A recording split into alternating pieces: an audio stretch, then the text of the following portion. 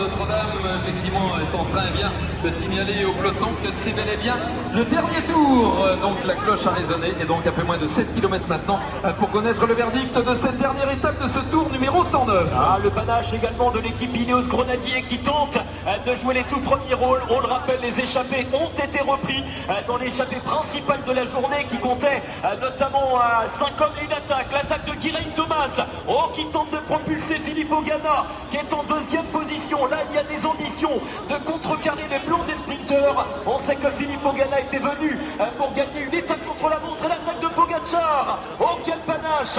Tadej Pogacar qui allume la première mèche. Quelle attaque de Tadej Pogacar! Eh bien, il est fidèle à lui-même. Il a tout tenté durant ce Tour de France. Et là, pour le spectacle, il tente de contrecarrer les plans des coureurs les plus rapides du monde. On le sait, c'est à cet endroit-là que le circuit fait très mal aux jambes. C'est l'endroit le plus difficile de ce circuit d'arrivée à Paris. Et Tadej Pogacar est rejoint par Filippo Ganna. Ces deux hommes ont eu la même idée de manière simultanée. Filippo Ganna, on connaît ses qualités de finisseur. Il a été champion du monde et champion olympique sur la piste. Et il est le double champion du monde en titre du contre-la-montre individuel.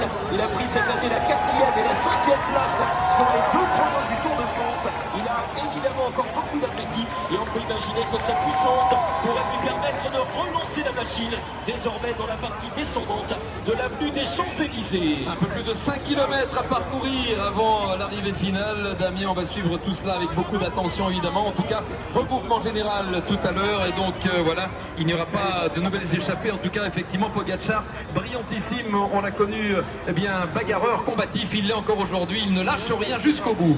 Ah, les 5 derniers kilomètres, évidemment, alors il ne faisait pas cela pour le classement général, mais bien pour tenter un immense coup à l'occasion de cette dernière étape de Tadej Pogacar, qui est très bien arrivé avec des coureurs comme Alain Mélec, qui avait été vainqueur au terme d'une échappée de costaud en 77. Bernard Hinault, quant à lui, s'était imposé avec le maillot de leader sur les épaules, également sur l'avenue des Champs-Élysées. Eddie Seigneur, un autre Français, avait réussi le coup des derniers kilomètres en s'imposant en 1994.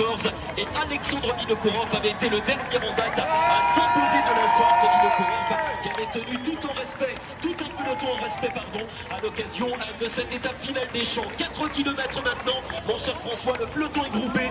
Ganna et Pogacar sont rentrés dans le rang et le peloton est emmené par ici Nils Politt, le champion d'Allemagne, échappé tout à l'heure, et qui donne maintenant